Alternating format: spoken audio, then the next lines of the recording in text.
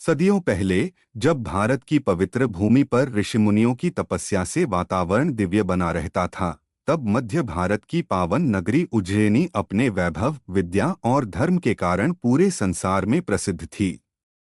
इस नगरी को देवताओं की प्रिय भूमि माना जाता था। यहाँ बहने वाली पवित्र शिप्रा नदी के तट पर अनगिनत साधु संत भगवान शिव की आराधना में लीन रहते थे। नगर का प्रत्येक व्यक्ति शिव भक्ति में डूबा रहता था। सुबह होते ही मंदिरों की घंटियां गूंज उठती, हर ओर हर हर महादेव का जयघोष सुनाई देता और ऐसा प्रतीत होता मानो स्वयं कैलाश का एक अंश धरती पर उतर आया हो। किंतु इस पवित्र नगरी के बीच एक ऐसा रहस्य छिपा था, जिसके बारे में जानने की इच्छा हर भक्त के मन में रहती थी। लोग कहते थे कि यहाँ भगवान शिव केवल पूजे नहीं जाते, बल्कि स्वयं महाकाल के रूप में आज भी विराजमान हैं। उज्जैनी के राजा धर्मप्रिय और न्यायप्रिय थे।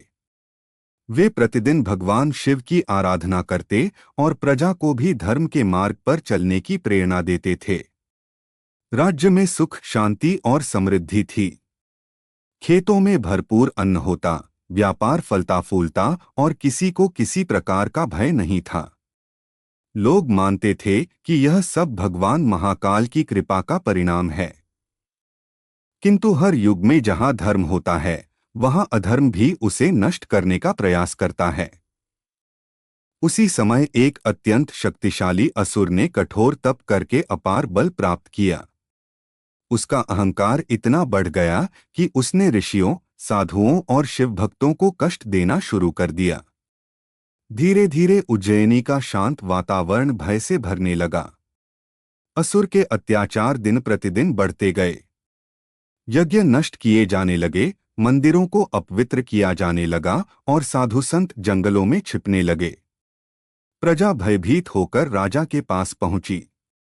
राजा ने अपनी सेना भेजी, लेकिन असुर की शक्ति के सामने कोई टिक न सका। अंततः सभी ने एक स्वर में कहा कि अब केवल भगवान शिव ही इस संकट से रक्षा कर सकते हैं। तब पूरे नगर ने भोजन, सुख और आराम त्याग कर शिव आराधना प्रारंभ कर दी। दिन-रात केवल एक ही प्रार्थना गूंजती थी, हे भोलेनाथ, हमारी रक्षा कीजिए। उसी समय उज्जैनी में एक महान शिवभक्त ब्राह्मण अपने 4 पुत्रों के साथ रहता था। उसका जीवन अत्यंत सादा था, पर उसकी भक्ति अटूट थी। वह प्रतिदिन शिवलिंग का अभिषेक करता, रुद्र मंत्रों का जाप करता और लोगों को धर्म का मार्ग दिखाता। उसके 4 पुत्र भी अपने पिता की तरह शिव भक्ति में लीन रहते थे।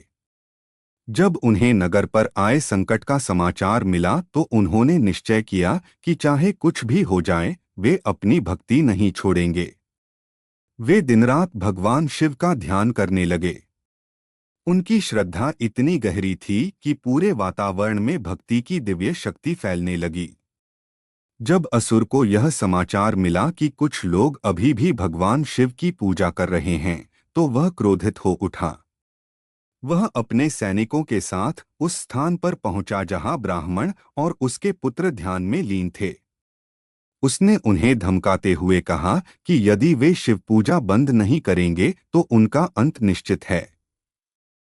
किंतु ब्राह्मण ने बिना भय के उत्तर दिया, जिसकी शरण में स्वयं काल भी जाता है, उसके भक्त किसी असुर से क्यों डरें? यह सुनते ही असुर का क्रोध और बढ़ गया।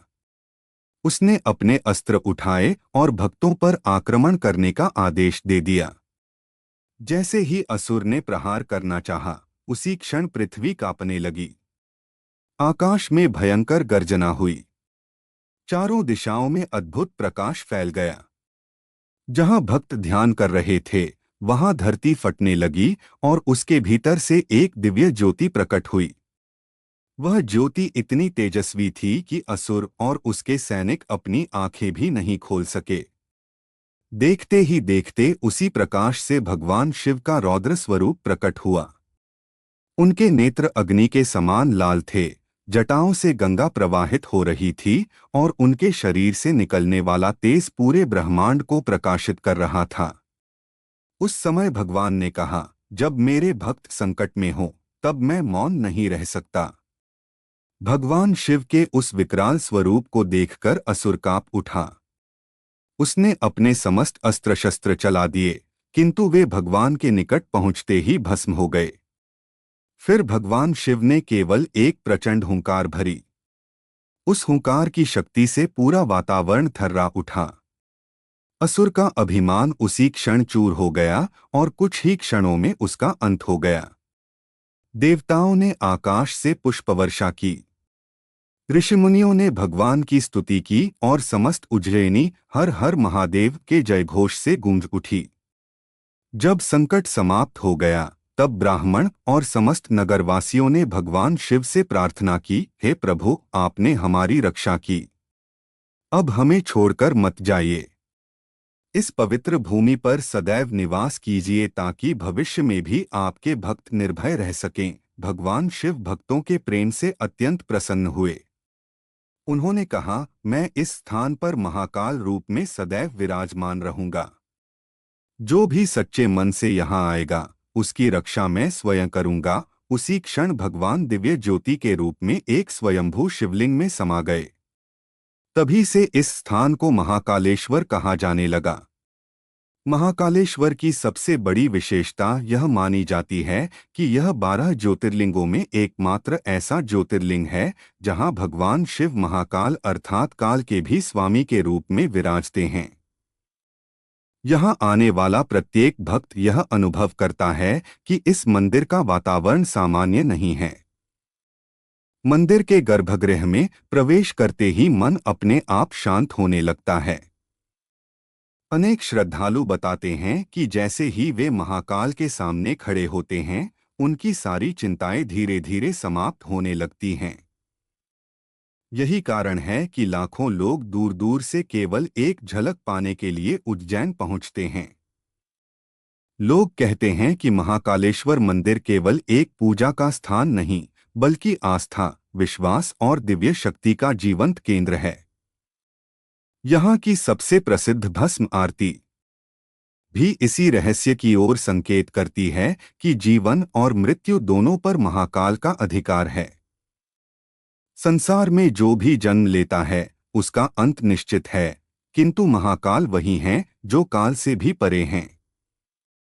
इसलिए जो भक्त पूरी श्रद्धा और विश्वास से उनकी शरण में आता है, उसके मन का भय धीरे धीरे समाप्त होने लगता है और उसे यह अनुभव होने लगता है कि भगवान आज भी उसी प्रकार अपने भक्तों की रक्षा कर रहे हैं, जैसे उन्होंने प्राचीन काल में उज्जैनी के भक्तों की रक्षा की थी। समय बीतता गया, राजाओं के राज्य बदलते रहे, अनेक आक्रमण हुए, कई बार उज्जैन ने उतार चढ़ाव देखे, लेकिन महाकालेश्वर मंदिर की महिमा कभी कम नहीं हुई। भक्तों का विश्वास था कि चाहे संसार में कितना भी परिवर्तन आ जाए, महाकाल अपने स्थान से कभी नहीं हटते। यही कारण है कि इस मंदिर को केवल एक ऐतिहासिक धरोहर नहीं, बल्कि जीवित आस्था का केंद्र माना जाता है। यहाँ आने वाला हर व्यक्ति अपने जीवन की परेशानियां लेकर आता है और मन में यह विश्वास लेकर लौटता है कि महाकाल ने उसकी प्रार्थना अवश्य सुन ली है। महाकालेश्वर मंदिर का एक और बड़ा रहस्य यह माना जाता है कि यह ज्योतिर्लिंग दक्षिणमुखी है। सामान्यतः अधिकांश शिवलिंग पूर्व या अन्य दिशाओं की ओर माने जाते हैं, लेकिन महाकालेश्वर का मुख दक्षिण दिशा की ओर है। सनातन परंपरा में दक्षिण दिशा को यमराज की दिशा कहा जाता है। इसलिए भक्त मानते हैं कि जो महाकाल के दर्शन करता है, उसके मन से मृत्यु का भय कम होने लगता है।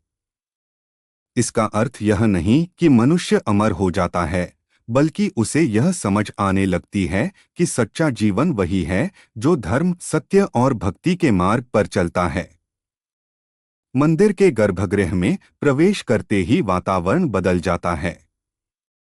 बाहर की भीड़, शोर और भागदौड़ जैसे अचानक समाप्त हो जाती है। दीपकों की लौ, घंटियों की ध्वनि, मंत्रों का उच्चारण और शिवलिंग पर चढ़ता जल एक ऐसी अनुभूति देता है जिसे शब्दों में पूरी तरह व्यक्त करना कठिन है।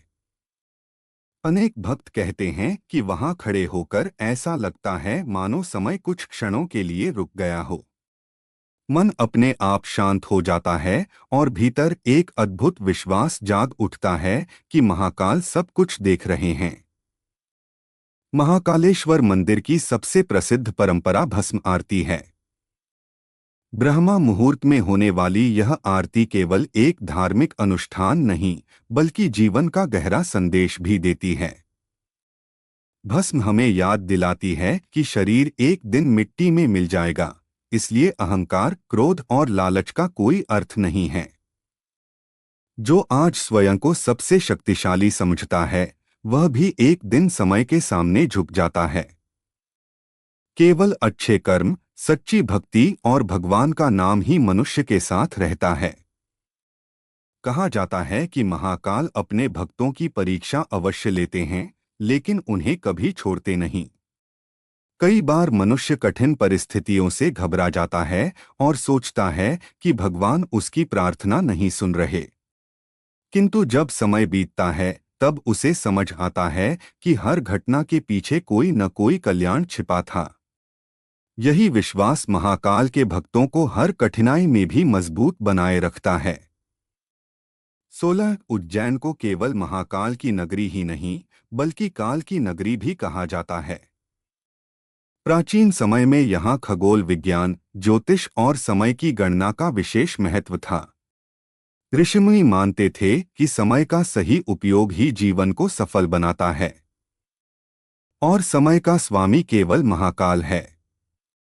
इसलिए जो व्यक्ति अपने समय का सम्मान करता है, अपने कर्मों को सुधारता है और भगवान का स्मरण करता है, उस पर महाकाल की विशेष कृपा बनी रहती है। अनेक श्रद्धालु अपने जीवन के ऐसे अनुभव बताते हैं जिन्हें वे महाकाल की कृपा मानते हैं। किसी को कठिन बीमारी से राहत मिली, किसी का वर्षों पुराना कार्य बन गया, किसी के परिवार में शांति लौट आई और किसी को जीवन का सही मार्ग मिल गया।